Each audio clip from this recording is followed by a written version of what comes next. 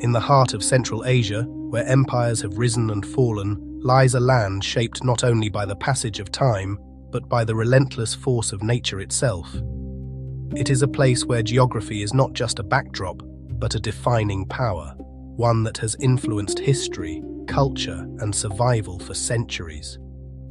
Here, the colossal peaks of the Hindu Kush rise sharply into the sky, their jagged edges cutting through clouds like ancient monuments. These mountains are more than just rock and ice. They are silent witnesses, watching as armies marched, traders crossed, and civilizations collided. They have stood through conquest, through migration, through transformation, yet they remain unchanged. Below them stretches a land of extremes, vast deserts where the sun burns intensely, drying the earth into endless shades of dust and gold. Deep valleys carved by time, where small communities cling to life in ways that have barely changed for generations. Together, these landscapes form a natural fortress, one that has, for thousands of years, made this land both a crossroads and a challenge. This is Afghanistan, a name that carries weight, a name tied to stories of empire, of conflict, of resilience. For centuries, it has been associated with the Silk Road, a vital artery of trade that connected East and West. It has been a meeting point for cultures, religions, and ideas. But to understand Afghanistan only through history is to misunderstand it completely. Because beyond the grand narratives, beyond the wars and the politics, there exists something far more profound. A quieter truth, a human story, one that unfolds not in textbooks, but in the everyday lives of millions of people who wake each morning, work the land, raise families, and navigate a world shaped by both hardship and hope. This is not a story of power. It is a story of persistence, of identity, of survival, and above all, of life. This is Afghanistan, not as the world often sees it, but as it truly is.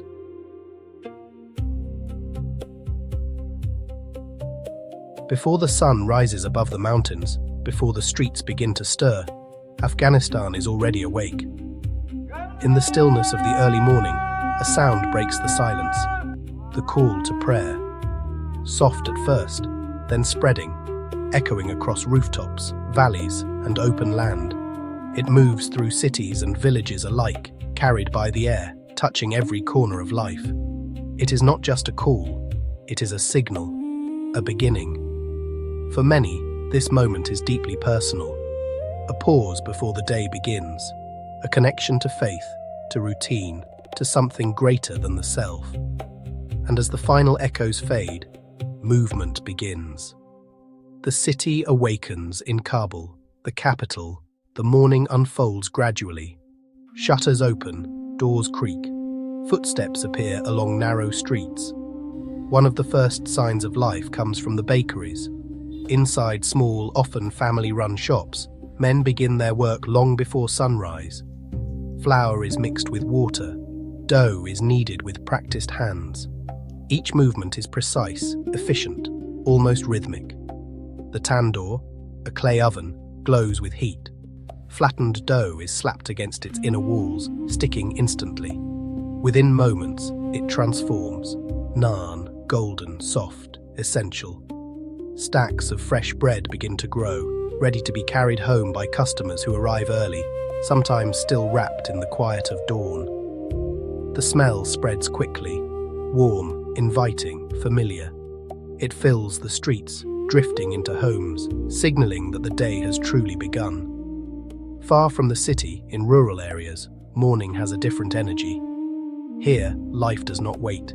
It begins immediately. The sounds come first. Animals moving, hooves against dirt, the distant call of someone already at work. In these communities, time is not measured by clocks, but by necessity. A young boy walks toward a water source, carrying a container larger than himself. A woman kneels near a small fire, preparing tea. A man steps into the open, scanning the land, checking, observing, planning. Because here, every action matters. Water must be collected, animals must be fed, fields must be prepared. There is no delay. Despite the workload, there is always a moment of pause. Tea, chai. It is simple, yet essential. A small break before the demands of the day take over. It is not rushed, it is respected. Held in both hands, sipped slowly, shared among family members. This moment creates a sense of calm before movement resumes. At the center of Afghan life is the family, not just as a unit, but as a system. Homes often house multiple generations, grandparents, parents, children, all living together, sharing responsibilities, supporting one another. Each person has a role, each role has meaning. A grandmother may care for younger children, passing down knowledge without ever needing to explain it. A mother prepares food, organizes the household, ensures that everything functions smoothly. Children contribute, fetching water, feeding animals, helping where needed. This is not forced, it is understood, because survival here is not individual, it is collective.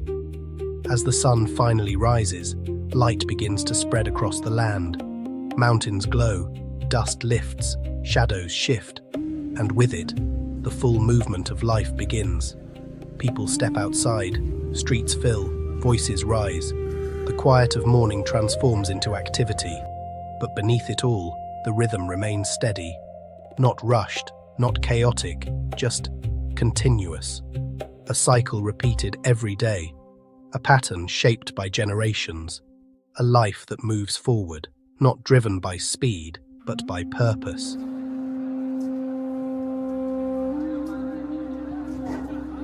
As the morning settles into full daylight, the rhythm of life shifts outward. Homes begin to empty, streets begin to fill, and at the center of it all, the bazaar comes alive. This is not just a marketplace, it is the living, breathing core of Afghan society. A place where economy, culture, and human connection meet in one continuous flow. From a distance, the bazaar may seem chaotic, a dense cluster of movement, sound, and color. But step closer, and a different picture emerges. There is structure here, an order shaped not by rules written down, but by tradition, passed from one generation to the next. By mid-morning, traders begin to arrive. From surrounding villages, farmers bring what they have harvested.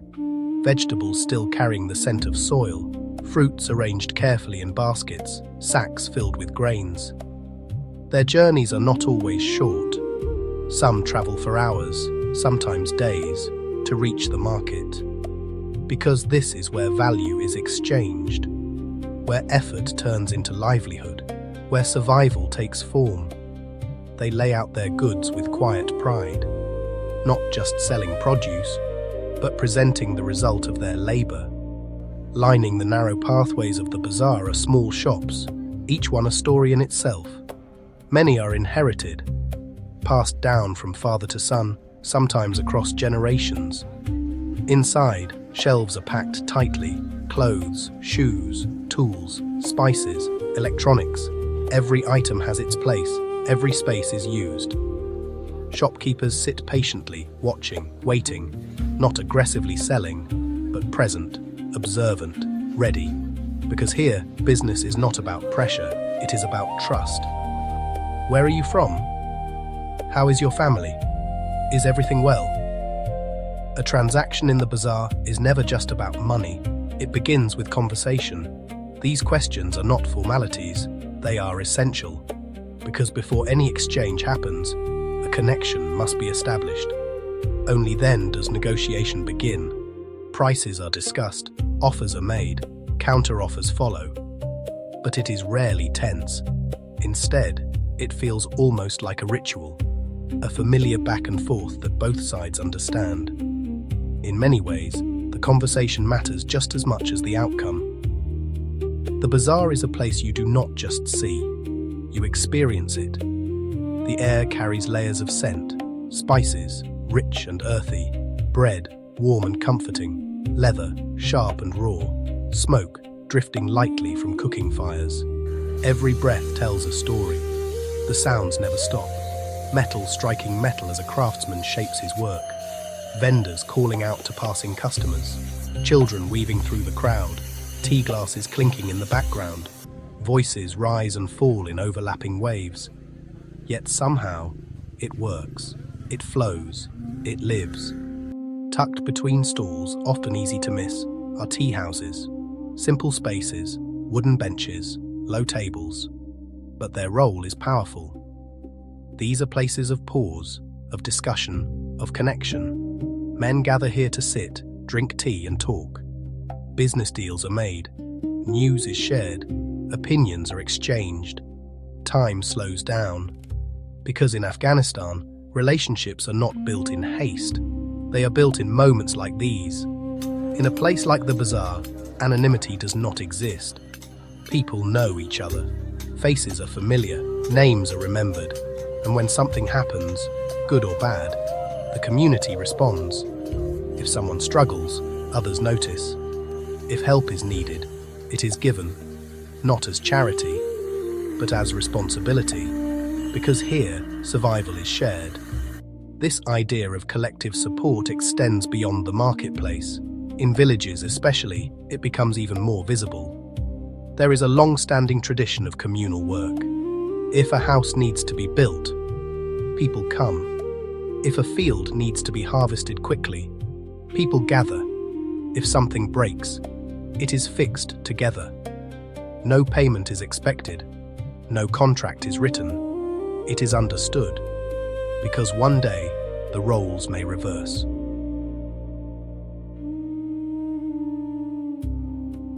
Beyond the visible activity of daily life lies something deeper, something less tangible, but just as powerful. Identity. Afghanistan is not a single culture. It is a mosaic, a complex blend of ethnic groups, languages, traditions, and histories, each with its own story, each with its own place. Across the country, different communities shape different regions. The Pashtuns, often found in the south and east, live by a deeply rooted code of honor and tradition known as Pashtunwali, a system that defines behavior, respect, and justice. The Tajiks, largely Persian-speaking, are often associated with urban centers and cultural heritage. The Hazaras, living in the Central Highlands, carry a distinct identity shaped by both history and resilience. In the north, Uzbeks and Turkmen maintain strong cultural ties to Central Asia. Each group is unique, yet together they form the identity of Afghanistan. Despite these differences, there are values that unite. Faith is central. It shapes daily life, guiding actions, decisions, and routines. The rhythm of the day follows prayer. The rhythm of the year follows religious festivals. It provides structure, meaning, continuity. Perhaps one of the most defining aspects of Afghan culture is hospitality. It is not optional, it is expected. If a stranger arrives at your home, they are welcomed, fed, respected, protected, even if resources are limited, even if the family has little to give, because the guest is seen as a blessing, and to refuse them is unthinkable. In Afghan society, age is not just a number, it is authority. Elders are respected deeply, their experiences are valued, their words carry weight. When they speak, others listen. When decisions are made, their opinions matter. This creates a strong sense of continuity, a connection between past and present. While much of public life is male-dominated, within the home, women hold significant influence. They manage households, raise children, preserve traditions, transmit culture. Their role, though often less visible, is essential. Without them, the structure collapses. Culture in Afghanistan is not only lived, it is expressed. Through poetry, through music, through craft. The words of poets like Rumi, born in this region, continue to resonate. Their verses are recited, remembered, passed down. Music carries emotion. Instruments like the rubab produce sounds that feel both ancient and alive. And in the quiet spaces of homes and workshops, artisans create. Carpets woven with patterns that tell stories. tiles crafted with precision and care, metal shaped into objects both functional and beautiful. These are not just items, they are expressions of identity. All of these elements, faith, hospitality, respect, expression, come together to create something powerful, a sense of belonging, a connection to something larger than the individual. In a world that can often feel uncertain, this identity provides stability. It anchors people. It gives meaning to daily life. You may not see these values at first glance, but they are there, in how people speak, in how they welcome, in how they live. They are the invisible threads that hold everything together, and without them, the structure of Afghan life would not exist.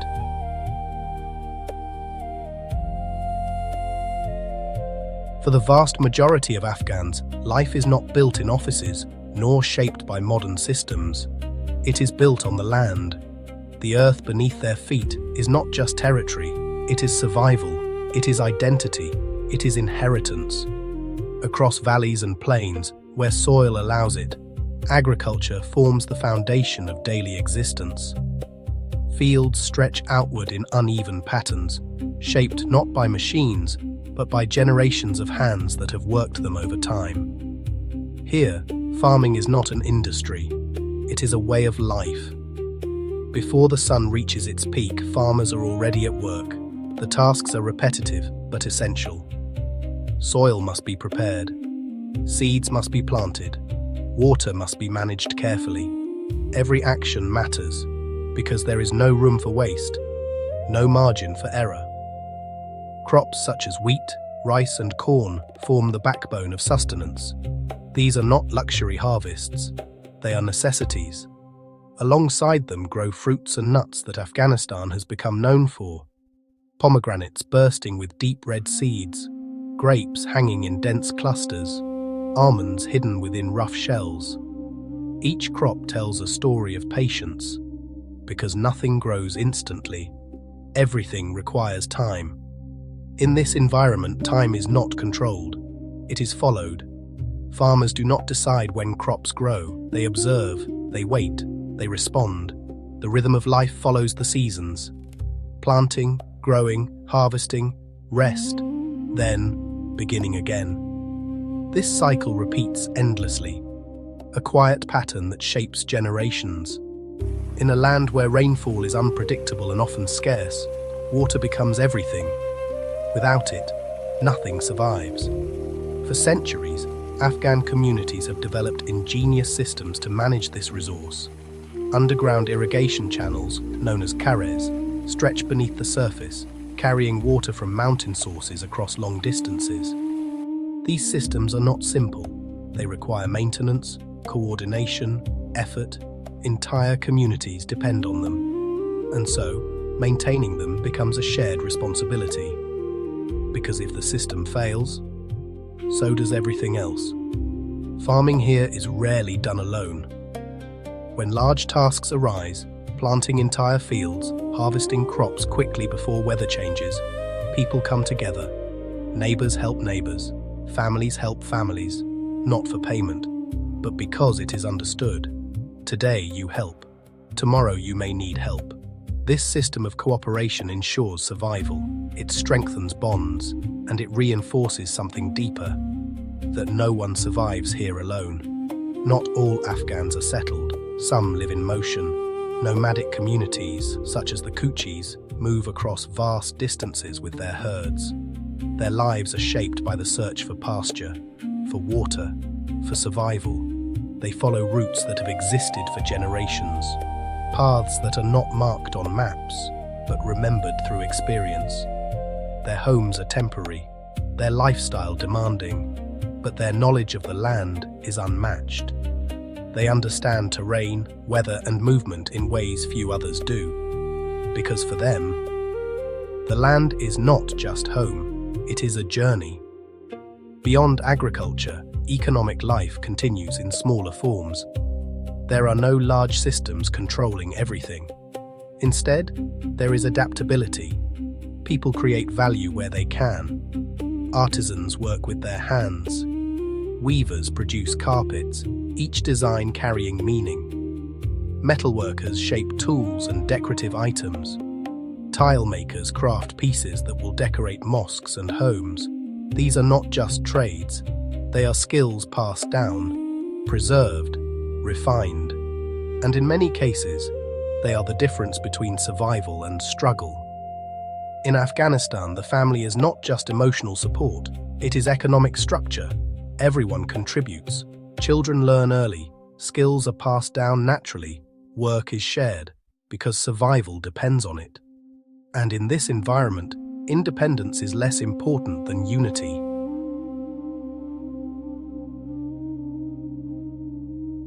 At the end of labor, at the end of movement, at the end of effort, everything returns to one place: food and family. Food in Afghanistan is not complicated, but it is meaningful. It reflects the land, it reflects history, it reflects necessity. At the center of almost every meal are two things: bread and rice. Naan, freshly baked, warm, slightly crisp on the outside and soft within, is present in nearly every household. It is not just eaten, it is used to scoop, to hold, to share. Rice, on the other hand, forms the heart of larger meals. Dishes like kabuli palo combine rice with meat, carrots, and raisins, creating a balance of flavors that is both simple and rich. This dish is more than food. It is identity. Meals are not eaten alone, they are shared. A cloth is spread on the floor. Food is placed in the center. Everyone gathers around. There are no separate plates, no division. Each person takes from the same dish. This creates something important: equality, connection, unity. There is a rhythm even in eating. Food is taken with the right hand. Movements are careful, respectful. There is conversation, but not chaos, because this moment matters. It is not just about nourishment, it is about presence. Tea flows through Afghan life like a constant thread. It is offered to guests, shared in homes, consumed throughout the day. It accompanies conversation. It fills silence. It connects people. Refusing tea is rare, because accepting it means accepting connection. When guests arrive, food becomes even more significant. The best is offered, even if it means giving more than the family can afford. Because generosity defines respect, and respect defines identity. Cooking is often done with limited resources. Ingredients are local, seasonal. Nothing is wasted. Every element has purpose. Flavors come from spices, cumin, coriander, turmeric, blended carefully. The result is not overwhelming. It is balanced, warm, comforting. More than anything, food represents something deeper. It is where the day comes together, where stories are shared, where bonds are reinforced, where life slows down. Even in the face of hardship, this moment remains. And in many ways, it is what holds everything together.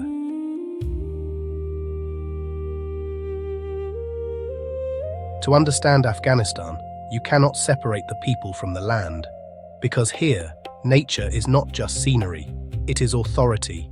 It dictates movement. It defines limitation. It shapes survival. The mountains dominate the landscape. They are vast, unforgiving, beautiful in a way that feels almost overwhelming. But they are not passive. They influence everything. They provide water through snow that melts and feeds rivers. But they also isolate. Entire communities can be cut off for months during winter, when heavy snow blocks mountain passes. Roads disappear, movement stops, life becomes contained. In Afghanistan, seasons are not subtle, they are dramatic. Winter brings intense cold, snow blankets entire regions, temperatures drop sharply, movement slows, survival becomes harder. Then comes spring. The land transforms, green returns, flowers appear, water flows more freely. It is a brief moment of relief. a period of renewal. Summer follows with intensity. Heat spreads across plains and cities. Dust rises. Work continues, because it must. And then autumn arrives. Cooler air, golden light, harvest season, a time of reward after months of labor. People here do not fight nature, they adapt to it. Farmers read the sky, shepherds understand movement patterns, communities adjust routines based on weather. This knowledge is not written, it is learned, passed down, refined over time. For many Afghans, land is not just property, it is identity. It carries history, family stories, generational memory. To leave it is not easy, because it is more than a place, it is belonging. Much of life happens outside, under open skies, within landscapes that feel both vast and personal. Children play in courtyards, men work in fields, women move between spaces, managing daily tasks. The boundary between indoors and outdoors is fluid, because the environment is always present, always shaping experience.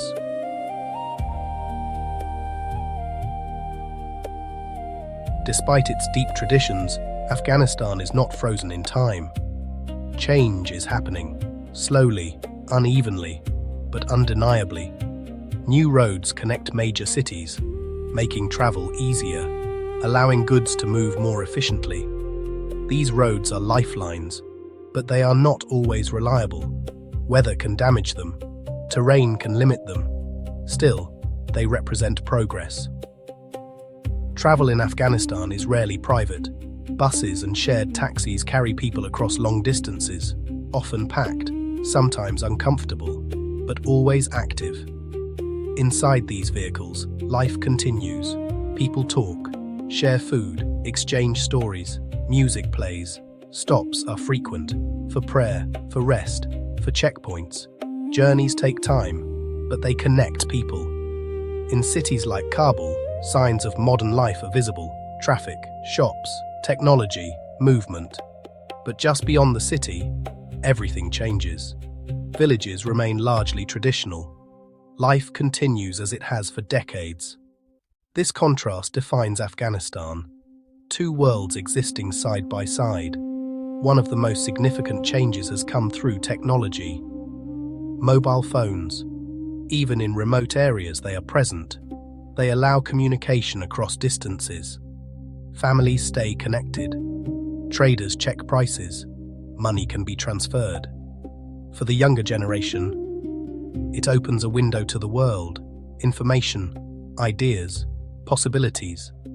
Modernization does not replace tradition. It exists alongside it, sometimes in harmony, sometimes in tension. People navigate both, holding on to identity while adapting to change.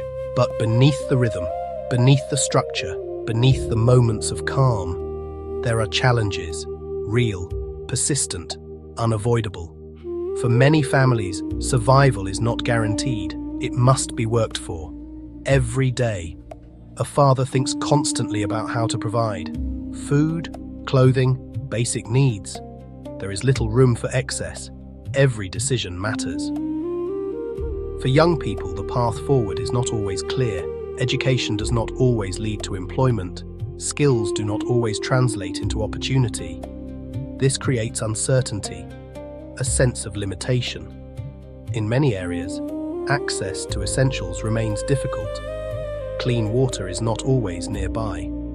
Healthcare is not always available. Electricity is not always reliable. These are not occasional issues, they are daily realities.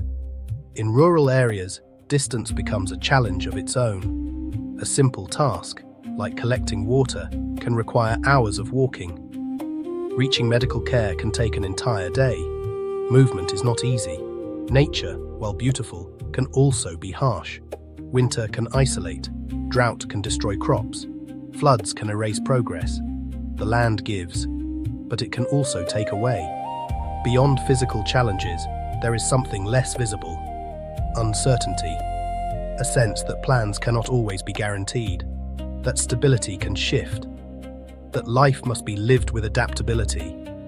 And yet, despite all of this, Life continues, not just existing, but enduring. People still celebrate, weddings still happen, children are still born, families still gather. Because even in hardship, there is strength. Resilience is not loud, it is not dramatic, it is quiet, steady, persistent. It is waking up each day and continuing. It is finding moments of joy, even when